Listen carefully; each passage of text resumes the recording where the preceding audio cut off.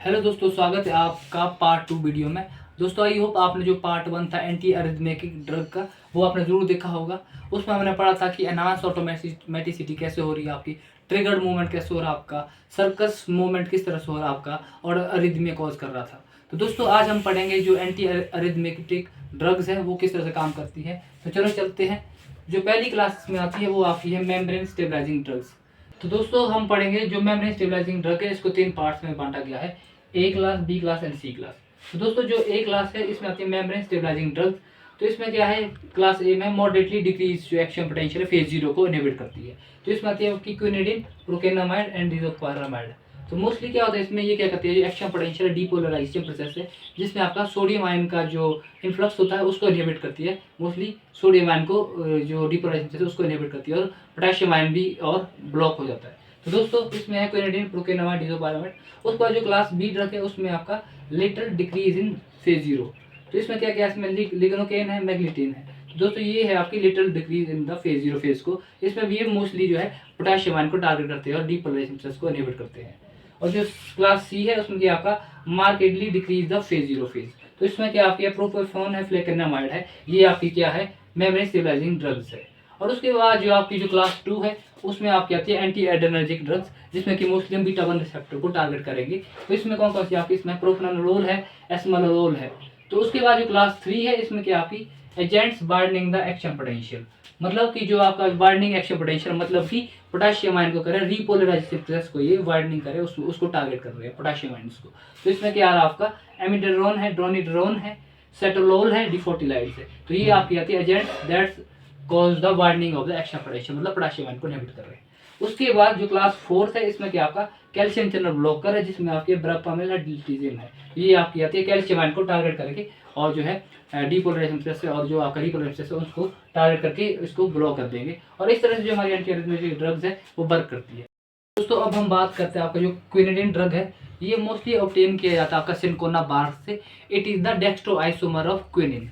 तो दोस्तों, जो क्विनिन की बात करें तो ये मोस्टली क्या करता है, आपका डीपोलराइजेशन जो प्रोसेस है, जो सोडियम आयन है उसको टारगेट करता है, और जिस वजह से जो फर्दर जो fast firing of sodium ion है उनको ब्लॉक कर लेता है। तो अगर दोस्तों इसकी बात करें तो क्विनिडिन का ही एंटी वेगल इफेक्ट भी है। जो क्विनिडिन का मोस्टली जो एक्शन बहुत ज़्यादा पूछ लिया गया है, तो एंटी वेगल इफेक्ट भी शो करता है आपका। इसके अलावा जो क्विनिडिन है ये डीपोलराइजेशन प्रोसेस को तो इनहिबिट करता ही करता है। और उसके बाद हम चले बात जो सेकंड ड्रग है इसका, जो प्रोकेनामाइड है। प्रोकेनामाइड का भी यही है, एमाइड डेरिवेटिव है और लेस इफेक्टिव है एज कम्पेयर टू क्विनिडिन। और इसके साथ साथ जो प्रोकेनामाइड है ये भी आपको जो फेज 0 को टारगेट करता है, मतलब डीपोलराइजेशन प्रोसेस को इनहिबिट करता है, जिस वजह से फर्दर जो fast rapid firing of sodium channel है, पोटेशियम चैनल है, वो नहीं हो जाते और ब्लॉक हो जाते हैं। तो दोस्तों, इसी तरह से जो मॉडरेटली डिक्रीज जो क्लास 1 जो ड्रग्स है क्विनिडिन, प्रोकेनामाइड, ये फेज 0 को टारगेट करती है। अब हम इसके जो फार्माकोकाइनेटिक्स पैरामीटर की बात करते हैं, क्विनिडिन, प्रोकेनामाइड हो गया। तो मोस्टली जो इसका जो मेटाबॉलिज्म है वो आपका लिवर में होता है, और जो मोस्टली जो प्रोसेस इसका एसिटाइलेशन प्रोसेस के द्वारा होता है, इसका जो मेटाबॉलिज्म है और बायो ट्रांसफॉर्मेशन प्रोसेस है। और अगर हम इसके जो एडीआर की बात करें तो मोस्टली जो इसके जो एडीआर है सभी ड्रगों के, जैसे आपका नोजिया हो गया, वॉमिटिंग होगी आपकी, कन्फ्यूजन होगी आपकी, साथ साथ में आपका जो डिजीनेस हो गया आपका। तो ये डिफरेंट डिफरेंट इसके जो एडीआर इफेक्ट है। तो अगर हम इसके डोज की बात करें, मोस्टली जो इसके डोज है वो वेरी करते हैं पेशेंट टू पेशेंट की और सिवियरिटी ऑफ पेशेंट की। जैसे क्विनिडिन है आपका, इसका 100 से आपका 200 मिलीग्राम पर टीडीएस देते हैं, थ्राइस इन अ डे देते हैं। तो इनके डोज है अलग अलग है, कुछ एक आईवी रूट से देते हैं, कुछ एक आपका ओरल रूट से देते हैं, तो इसके डोज भी वेरी करते हैं। और इसके साथ साथ ही दोस्तों, जो आपका जो क्यूटी प्रोलोंगेशन है उसको भी करते हैं। क्यूटी जो प्रोलोंगेशन है, प्रोलॉन्ग कर लेते हैं, प्रोलोंगेशन। दोस्तों, जैसे आपका जो आपका बहुत से एग्जाम में पूछा गया, जीपेट में बहुत बार पूछा गया, जो क्यूटी जो प्रोलोंगेशन है, जो पीक्यूआरएसटी वेव है, जब हम पढ़ेंगे ईसीजी पैटर्न पढ़ेंगे तो इसको ये प्रोलॉन्ग कर लेता, बढ़ा लेता है। जैसे बहुत सारी ड्रग है आपकी, जैसे प्रोकाइनेटिक ड्रग होगी आपकी, सिस्प्राइड होगी, ऐसे एंटीबायोटिक्स होगी आपकी, मॉक्सीफ्लॉक्सासिन, ये भी क्यूटी प्रोलॉन्गेशन करते हैं। और इसके अलावा आपकी जैसे जैसे आपकी प्रोकाइनेटिक, जैसे ग्रेनिसिट्रोन 5HT3 ब्लॉकर है, ग्रेनिसिट्रोन है, ओंडासिट्रोन है, ये भी आपकी क्यूटी प्रोलॉन्गेशन करती है। और इसके साथ साथ आपके जैसे एंटी मलेरियल ड्रग है, क्विनिन हो गया, ये भी आपकी क्यूटी प्रोलॉन्गेशन करती है। तो दोस्तों, प्रोकाइनेटिक हो गया, सिस्प्राइड हो गया, ये भी करती है आपकी क्यूटी प्रोलॉन्गेशन। सिनेरिजिन है। तो दोस्तों, बहुत सारी जो ड्रग्स है जो कि क्यूटी प्रोलॉन्गेशन करती है, तो यहाँ से भी बहुत सारे क्वेश्चन पूछे जाते हैं। तो दोस्तों अब हम पढ़ेंगे आपका जो डिफरेंट ईसीजी पैटर्न स्टडी है उनको स्टडी करेंगे। मैं ज़्यादा डीपली इसको नहीं पढ़ाऊंगा क्योंकि जी पैट पर्पज अभी उससे ज़्यादा इंपॉर्टेंट नहीं है, पर बेसिक्स आइडिया मैं आपको जरूर दे दूंगा। और उसके बाद हम जो रिदमिया पैटर्न है उसको पढ़ेंगे। साइनस ब्रैडिकार्डिया क्या होता है, साइनस टैकिकार्डिया, और एबी नोडल ब्लॉक में क्या क्या होता है, फर्स्ट डिग्री हार्ट ब्लॉक क्या होता है, सेकंड डिग्री हार्ट ब्लॉक क्या होता है। तो इनको हम पढ़ेंगे वन बाय वन, इसको डिस्कस करते हैं। तो चलो चलते हैं। पहले जो मोस्टली जब हम ईसीजी पैटर्न है उसमें हम क्या क्या चीज़ें देखते हैं जो नॉर्मली है, जब आप भी कोई भी इसको स्टडी करेगा तो मोस्टली हम देखते हैं उसका जो हार्ट है, हार्ट रेट कैसा है उसका, उसको स्टडी करेंगे। और उसके बाद उसका जो एक्टोपिक्स, नो एक्टोपिक्स का मतलब है कि जो न्यू वेव फॉर्मेशन हो रही है वो कैसी हो रही है, अर्ली आफ्टर डिपोलराइजेशन हो रहा है, डिले आफ्टर डिपोलराइजेशन हो रहा है। तो ये चीज़ देखेंगे हम, न्यू वेव जो न्यू सेगमेंट है उसमें क्या कोई दिक्कत तो नहीं आ रही है। उसके बाद जब आप क्यू आर जो सेगमेंट है उसमें कोई दिक्कत आ रही है, ब्रॉड है कि नैरो है। जो आपका जो एस टी सेगमेंट है उसमें कोई प्रॉब्लम तो नहीं आ रही है। और जो टी वेव है उसमें नैरो है, उसका जो एक्शन पोटेंशियल हो रहा है, जो उसमें रिपोलराइजेशन हो रही है उसको देखेंगे कि उसमें कोई दिक्कत तो नहीं आ रही है। तो मैं थोड़ा सा बेसिकली आइडिया दे देता हूँ। जैसे मैं ईसीजी ड्रॉ करते हैं तो पहले आपका आता है, पहले आता है आपका ये पी वेव, देन आपका आता है Q R X complex, then again P Q R S T wave, then again P wave, then again Q R S complex, then तो इस तरह से इसको बोलते हैं हम P interval, then Q R S T, then again P Q R S T. तो ये आपका जो सेगमेंट है इस तरह चलता है। अब हम बात करें जो आपको जैसे ही पी वेव आई तो इसको बोलेंगे हम एट्रियल डीपोलराइजेशन। तो इसको क्या बोलते हैं हम, एट्रियल डीपोलराइजेशन होगी, depolarization. Is it clear? Atrial depolarization मतलब कि जैसे ही सोडियम एस से नोड में क्या हुआ, डीपोलराइजेशन हुई, और उसके बाद जो क्यू आर एस टी है, पी वेव एट्रियल डीपोलराइजेशन हुआ, और क्यू आर एस टी है क्यू आर एस सेगमेंट। तो इसमें क्या होगा आपका ventricular repolarization, ventricular depolarization, ventricular depolarization. Is it clear? Then आपका जो टी वेव है ये स्टार्ट हो रही है तो इसमें क्या होगा आपका ventricular repolarization, this is called ventricular repolarization. तो ये आपका हो गया, पी हो गया एट्रियल डीपोलराइजेशन, मतलब एट्रिया कॉन्ट्रैक्ट करके। देन आपका आ गया Q R S complex, ventricular systole, तो then T wave, then again ventricular repolarization. तो दोस्तों अगर इनमें पैटर्न में रेट में होगा, जैसे हम रेट को चेक करेंगे तो इसमें क्या होगा हमारा, इसमें डिफरेंट बॉक्स होंगे। जब आप ईसीजी की स्टडी करेंगे तो इसमें डिफरेंट बॉक्स होते हैं, 1 2 3, तो इसमें अलग अलग होते हैं। इस तरह से जब आप पढ़ेंगे उसको तो आर टू आर हम चेक करेंगे, जो आर मतलब रिदम, इसकी जो रिदम चेक करेंगे विद रिस्पेक्ट टू जो इसकी टाइम के कितना टाइम ले रहे हैं, तो इसकी स्टडी करेंगे हम। एक टॉपिक्स में हम करेंगे न्यू वेव फॉर्मेशन किस तरह से हो रही है, और क्यू आर एस और एस टी सेगमेंट में किस तरह से चेंजेस आ रहे हैं। तो इस तरह से हम बेसिक आइडिया देंगे कि इस तरह से हम ईसीजी पैटर्न को स्टडी करेंगे।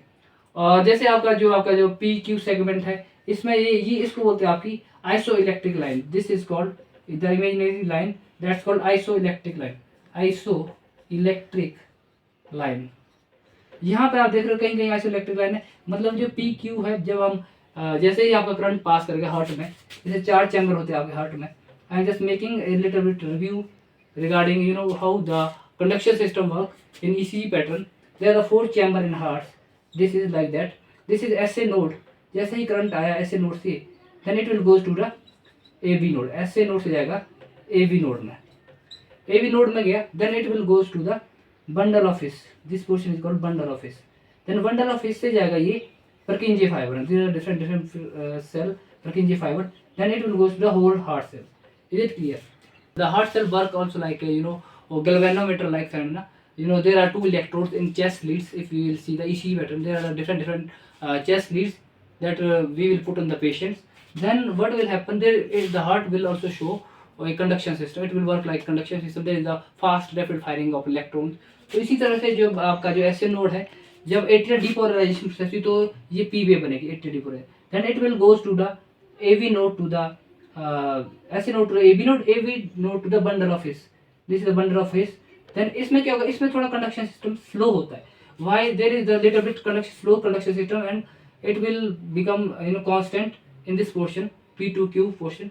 क्योंकि जब भी आप इसका जो रीजन है इसमें क्या होता है, ऐसे नोड से ए बी नोड गया, ए बी नोड से जब बंडल ऑफ में जाते हैं तो वहां पे क्या जो सेल है इन हार्ट में, वहां पर जो उनका जो सेल का जो स्ट्रक्चर है वो काफी स्मॉल होते हैं, और जिससे जो करंट कंडक्शन सिस्टम है वेरी वेरी फास्ट नहीं जाते, स्लो जाते हैं, और इनका जो डायमीटर है वो भी काफी छोटा होता है as compare to the bundle of जो इस वजह से जो आपका जो कंडक्शन सिस्टम है वहां पे 0.1 मिली सेकेंड का जो है आपका डिले हो जाता है, this that's why there is a little constant जो आपका जो ईसीजी पैटर्न है आइसोलेक्ट्रिक लाइन के साथ होता है। देन अगेन जो मैग्नीट्यूड है जब हम देखेंगे one is the negative side then there is the positive side, there are two electrode. जब करंट गया तो टोटल जो इसका जो मैग्नीट्यूड है जो वेक्टर की डायरेक्शन है पॉजिटिव वे में है, नेगेटिव से ज्यादा करंट पॉजिटिव की ओर, तो तब क्या हुआ एक वेव फॉर्म हुई। अब जैसे ही यहाँ पे स्लो हुआ तो लिटिल बिट क्यू जो पी से क्यू इंटरवल वो स्लो हो गया, क्योंकि जो सेल है यहाँ पे काफी छोटे होते हैं एज कम्पेयर टू जो कंडक्शन सिस्टम आपका जो बंडल ऑफ इससे परकिंजे फाइबर में जाएगा, यहाँ पे जो सेल है वो लार्ज होते हैं और जो डायमीटर इनका काफी लार्ज होता है, और लार्ज सरफेस एरिया की वजह से जो आपका करंट है वो वेरी फास्ट जाता है, और अगेन जो एक शार्प जो एज बनता है P Q R S complex बनता है। हम बात कर रहे हैं वेक्टर की फॉर्म में, जैसे हार्ट में करंट गया तो क्या हुआ आपका ऐसे नोड से वेरी फास्ट गया ए बी नोड में तो पॉजिटिव वेव फॉर्म हुई, जैसे ए बी नोड से बंडल ऑफ में गया तो क्या हुआ थोड़ा स्लो कंडक्शन सिस्टम, तो then it will go little bit down, the graph will go little bit down in Q2 here, then again bundle of से आपका गया परकिंजे फाइबर में, देन ग्राफ अगेन वो sharp QRS complex, and then again जो आपका जो repolarization ventricle repolarization हुई again new wave form हुई टी वेव फॉर्म हुई। तो दोस्तों ये आपका नॉर्मल ईसीजी पैटर्न है P Q R S wave T wave, तो ये नॉर्मल ईसीजी पैटर्न है। जब हम इसको स्टडी करेंगे तो हम क्या क्या उसमें देखेंगे, तो पहले आपका जो आर टू आर जो इंटरवल है इसमें कितने बॉक्सेज आ रहे हो, जब आप ईसीजी को ग्राफ को स्टडी करोगे वहां पर एक स्मॉल बॉक्स होगा एक लार्ज बॉक्स होगी, तो जो लार्ज बॉक्स है वो 3 to 5 बॉक्स की रेंज में होनी चाहिए। अगर इससे ज्यादा आ रहे हैं या कम आ रहे हैं तो मतलब कि पेशेंट में गड़बड़ है, तो उसको हम आगे फर्दर रेफर कर सकते हैं। तो सबसे पहले हम इनको बॉक्स को काउंट करेंगे कि आर टू आर जो रिदम के बीच में जो बॉक्सेस है वो कितने आ रहे हैं। उसके बाद हम देखेंगे जो जैसे इसका जो टाइम इंटरवल है जो पी वेव में जो स्मॉल जो स्केयर है कितने बार, जैसे पी वेव है तो इसमें जो 2.5 से 3 स्मॉल स्केयर आने चाहिए, अगर इससे ज्यादा या कम है तो मतलब कि एट्रियम में प्रॉब्लम है, साइनस टेकार्डिया ब्रेडिकार्डिया। तो पी वेव में इतना होना चाहिए जो स्टैंडर्ड है, और जो पी आर इंटरवल में वो 3 to 5 स्मॉल स्केयर होने चाहिए। जो पी आर इंटरवल पी से जो आर के बीच में जो इंटरवल है इसमें कितने चाहिए 3 to 5 स्मॉल स्केयर होने चाहिए, और जो टाइम लगता है इसमें 120 से 200 मिली सेकेंड का जो टाइम लगता है इसमें। और जो आपका जो क्यू आर एस जो कॉम्प्लेक्स है इसमें जो आपके स्मॉल स्केयर वो कितने आने चाहिए 2 to 2.5 स्मॉल स्केयर आने चाहिए इस कॉम्प्लेक्स में। अगर इससे ज्यादा कम है, नैरो है, वाइड है ये, तो इसका मतलब कि पेशेंट में जो है वेंट्रिकुलर में दिक्कत है, कोई प्रॉब्लम है, टेकार्डिया ब्रेडिकार्डिया है। अब जो Q2 इंटरवल है उसमें जो स्मॉल स्केयर कितने आने चाहिए आपके 9 to 11 स्मॉल स्केयर आने चाहिए Q2 QT इंटरवल में। अगर इससे ज्यादा कम है तो इसका मतलब कि पेशेंट में क्या है वेंट्रिकुलर टेकार्डिया ब्रेडिकार्डिया है, और इसमें जो टाइम है वो होता है आपका 360 से 400 मिली सेकेंड का जो टाइम इंटरवल होता है। और दोस्तों जब हम ईसीजी करते हैं तो उससे पहले हम सबसे पहले उसका कैलिब्रेशन चेक करते हैं। अगर कैलिब्रेशन में दिक्कत है तो सबसे पहले हम उसका द्वारा पेशेंट का ईसीजी करना पड़ेगा। तो कैलिब्रेशन की जो स्टैंडर्ड है वो किस तरह से है आपका, देखो जो आपका ये जो लार्ज बॉक्स है ये कैलिब्रेटेड बॉक्स है, तो इसकी रेंज में होना चाहिए ये ईसीजी पैटर्न है। अगर आपका इसकी जो टॉल की बात करें, जो टॉल कितना होना चाहिए, इसमें 2 लार्ज बॉक्स आने चाहिए टॉलनेस में, तो इसमें टोल में 2 लार्ज बॉक्स आने चाहिए। अगर इससे ज्यादा या कम है तो इसका मतलब जो ईसीजी है वो कैलिब्रेटेड नहीं है। और दूसरा जो आपका है इसकी जो बेड्थ है, इसमें क्या होना चाहिए, जो बेड्थ है इसमें एक स्मॉल जो आपका लार्ज बॉक्स है वो आना चाहिए जो बेड्थ है इसकी, तब इसका मतलब ये कैलिब्रेटेड है, स्टैंडर्ड है। और जो इसकी जो स्पीड है वो कितनी होनी चाहिए इसकी, वो होनी चाहिए 25 मिलीमीटर पर सेकेंड, जो इसकी जो स्पीड है जो स्टैंडर्ड है। तो आपका ये स्टैंडर्ड कैलिब्रेशन है। और जो इसका जो एम्पलीट्यूड है ये क्या करता है, जो इसकी जो टॉलनेस है जो एम्पलीट्यूड है वो करता आपका जो करंट है वो कितनी वेलोसिटी से पास कर रहा है, और जो इसकी जो ये विड्थ है ये क्या करता है शो आपका स्पीड किस स्पीड से हो रहा है। तो ये आपका एक स्टैंडर्ड कैलिब्रेशन कर्व है। और अब इसके साथ जो आपका है जो QRS कॉम्प्लेक्स है, अगर आपका ये नैरो है, QRS कॉम्प्लेक्स अगर आपका नैरो है तो इसका मतलब क्या है सुप्रावेंट्रिकुलर टैकीकार्डिया है।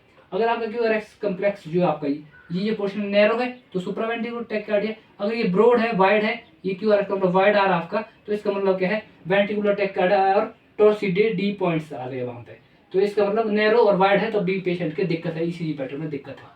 और इसके अलावा जो ST सेगमेंट है आपका, एस जो T सेगमेंट है ये वाला सेगमेंट है, इसमें क्या आपका अगर ये एलिवेटेड है, मतलब जैसे PQRST है, अगर इसमें यहाँ से वेव जा रही है QRST वेव आ रही है, अगर यहाँ से ऐसे एलिवेटेड ऊपर की ओर न्यू वेव हो रही है, तो इसका मतलब क्या है आपका उसमें, तो मायोकार्डियल इंफ्रेक्शन है उसमें, पेरिकॉर्डाइटिस है, हाइपोकैलेमिया है, हाइपरकैलेमिया है, मतलब ज्यादा पोटेशियम आयन वहाँ पे अकोमोडेट हो गए हैं, जो कनकेव शेप में है, तो आपका एसटी सेगमेंट, तो आपको ये क्या है, ये डिजीज होगी।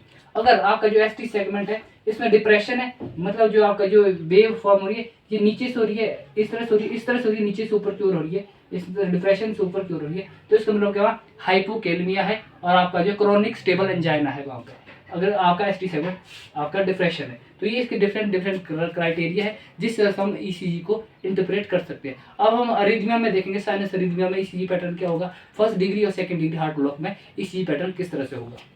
आपका फिजियोलॉजिकल साइनस अरिथमिया क्या होता है दोस्तों, इसमें क्या होता है आपका, नॉर्मली क्या होता है, vagus also influence the activity of acid. वो कैसे करती है, जैसे आपका this is the medulla portion of your brain, तो इसमें क्या होगा आपका, जैसे ही आपका जो वेगस जो नर्व है उसको जो टर्मिनल पोर्शन है सिनॉप्सिस, जब प्री सिनाप्टिक से पोस्ट सिनाप्टिक लिए जाता है तो वहाँ पे न्यूरोट्रांसमीटर रिलीज होते हैं।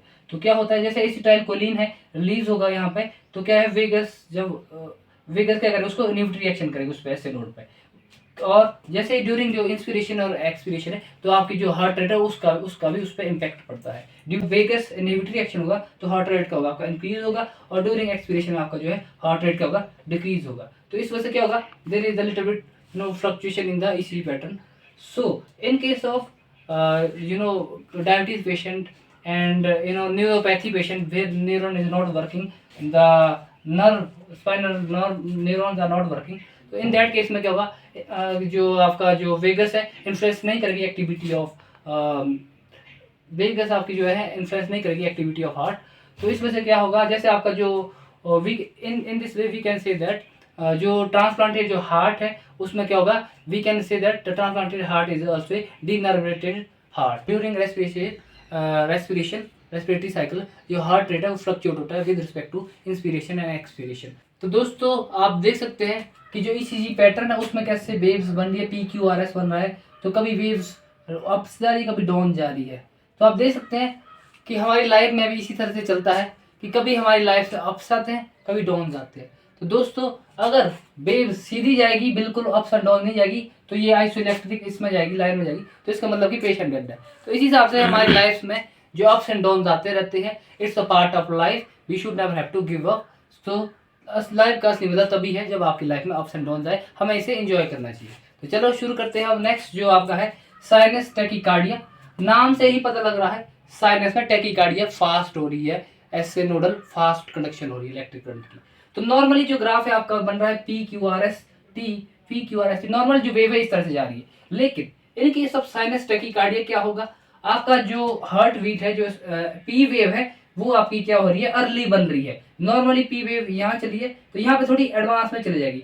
नॉर्मल क्या होगा, 6 सेगमेंट होने, 6 वेव फॉर्मेशन हो रही है, लेकिन साइनस टैकीकार्डिया में क्या होगा, PQRS, P interval again QRS, PQRS।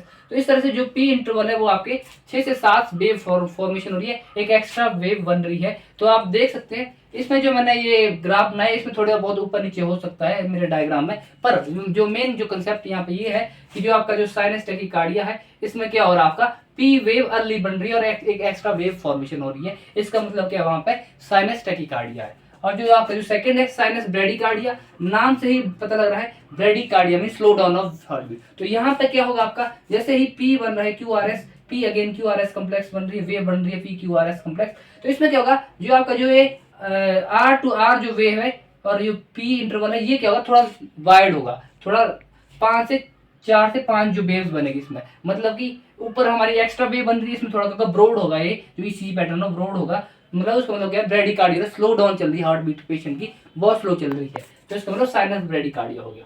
उसके बाद जो आपको टैकी ब्रेडिकार्डिया है इसको हम बोलते हैं 6 sinus syndrome. Tachy bradycardia is also called the 6 sinus syndrome. क्यों बोलते हैं इसमें, क्या होगा, जब हम ईसीजी पढ़ेंगे इसमें PQRS बनेगा, PQRS अगेन जो वेव्स बन रही है इसमें क्या हो रहा, फर्स्ट जो 3 इंटरवल में आपका है क्या होगा, फास्टर होगा, फास्टर देन द नॉर्मल, और जो सेकंड जो वेव बनेगी उसमें जो पी वेव होगी वो आपकी क्या होगी, थोड़ी स्लोअर होगी नॉर्मल से। तो इस तरह से जो ईसीजी में गड़बड़ होगी, आगे फ्लक्चुएशन आएगी। तो इसका मतलब क्या है, वहां पे अगर इस तरह का पैटर्न देखें तो क्या होगा, वहां पे होगा टैकीब्रेडिकार्डिया मतलब 6 साइनस सिंड्रोम होगा। तो दोस्तों अब हम पढ़ते हैं आपका एट्रियल टैकीअरिथमिया में क्या होता है। तो एट्रियल टैकीअरिथमिया में डिफरेंट टाइप्स है, पहले है atrial tachycardia, then atrial flutter और एट्रियल फिब्रिलेशन। दोस्तों जो आपका जो एट्रियल टैकीकार्डिया है, इसमें क्या होगा, आपका जो हार्ट बीट है वो होगी 150 से 250 बीट्स पर मिनट।